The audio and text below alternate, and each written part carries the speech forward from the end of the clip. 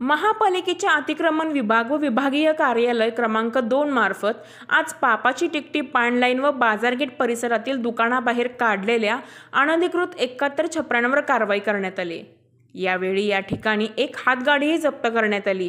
ही कारवाई 1 JCB, 2 dumper व 25 कर्मचाऱ्यांच्या सहाय्याने करण्यात आली। सदरची कारवाई सकाळी 10 वाजल्यापासून संध्याकाळी 5 वाजेपर्यंत सुरू होती।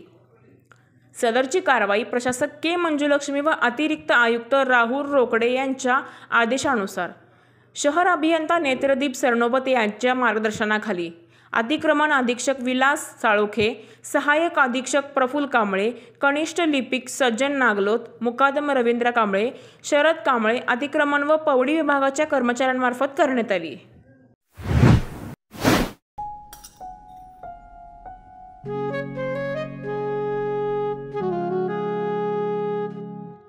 बाबा, आज येताना बासुंदी घेऊन या ना।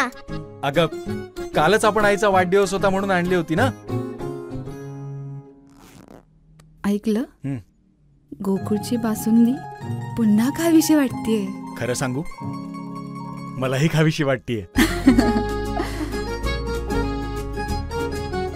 पुन्हा पुन्हा खावीशी वाटणारी गोकुळ बासुंदी।